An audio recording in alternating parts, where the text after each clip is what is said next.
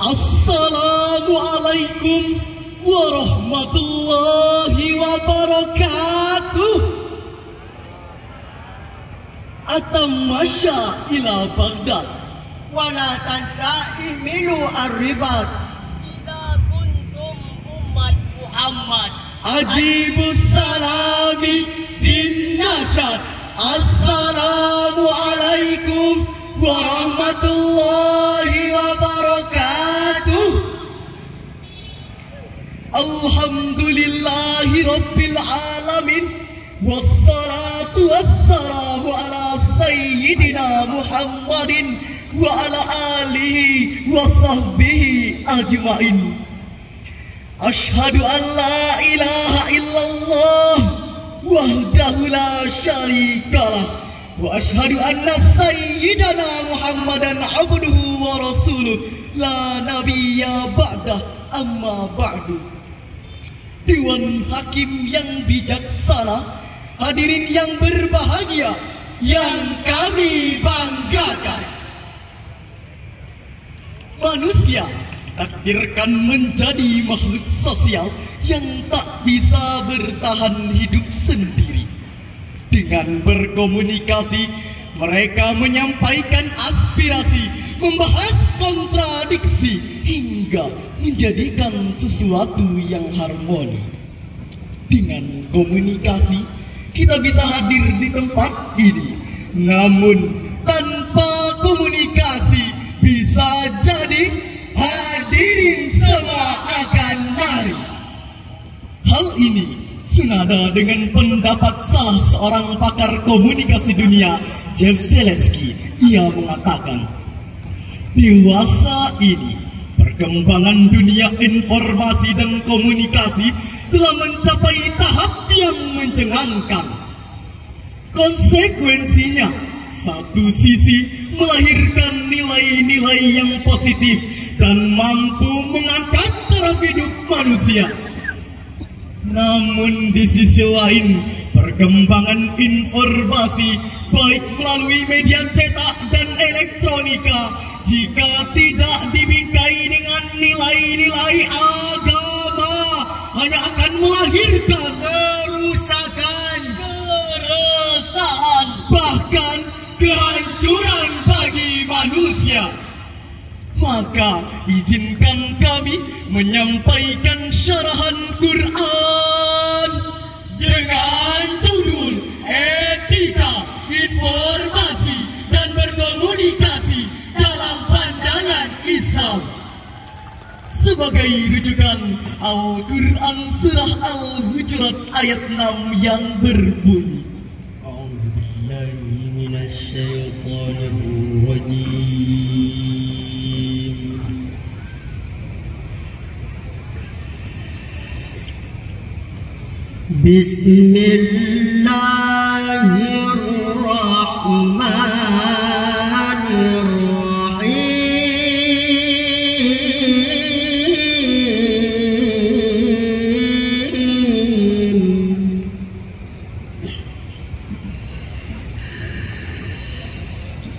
Ya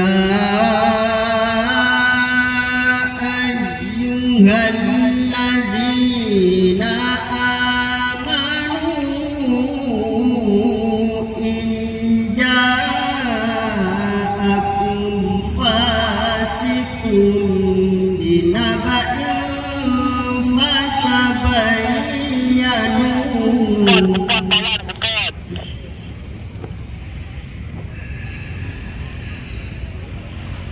in ja'akum fasiqun binaba'in fatabayyanu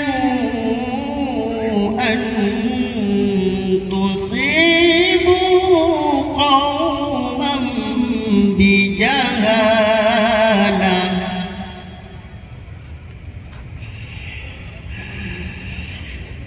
fatabayyanu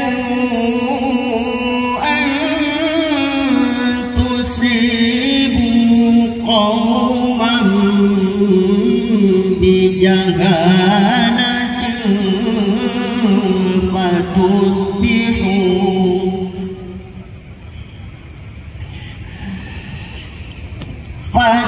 فتصبحوا على ما فعلتم نادمين.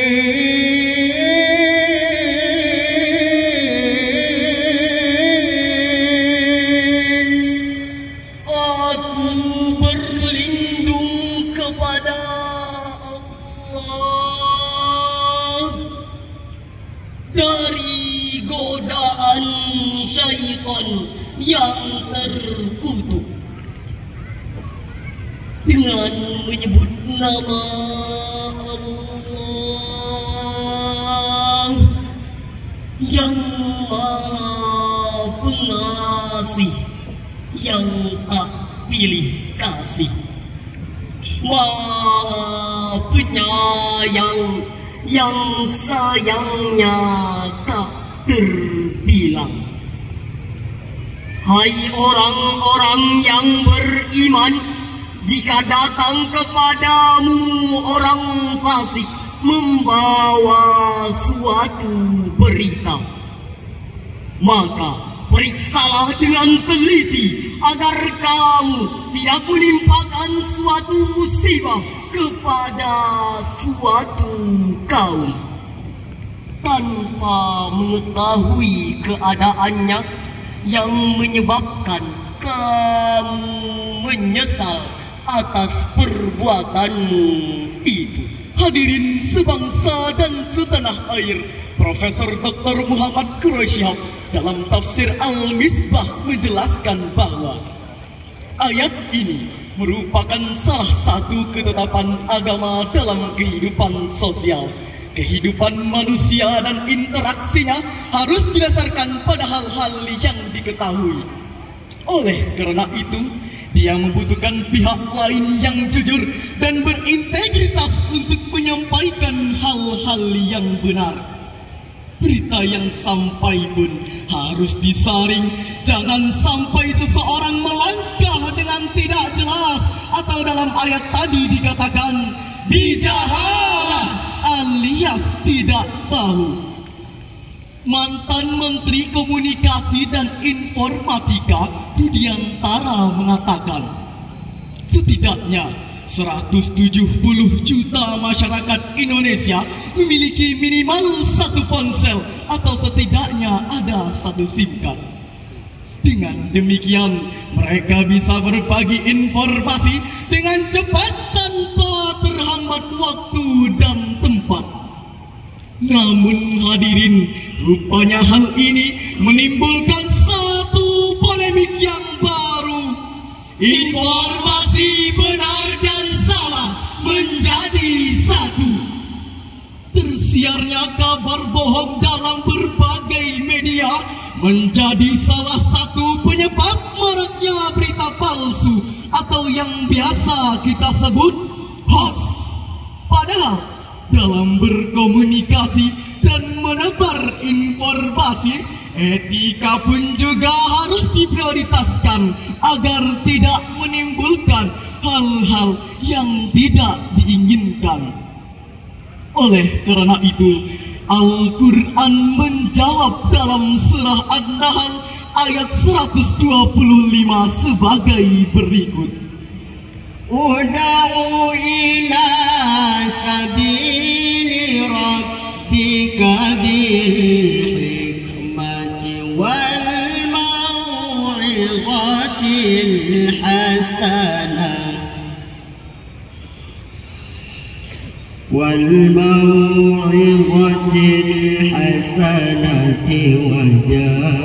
wajadilhum billati hiya ahsan inna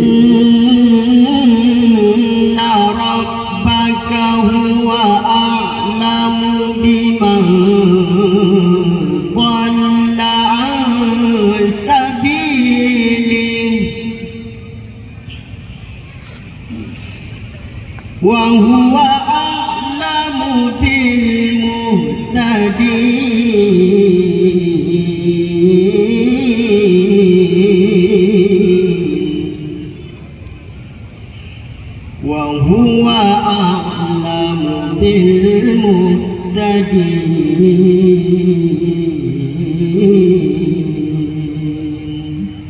Sadaqallahul azim. Serulah manusia kepada jalan Tuhanmu dengan hikmah dan pelajaran yang baik, dan bantahlah mereka dengan cara yang baik. Sesungguhnya Tuhan dialah yang lebih mengetahui tentang siapa yang tersesat dari jalannya, dan dialah yang lebih mengetahui orang-orang yang mendapat petunjuk.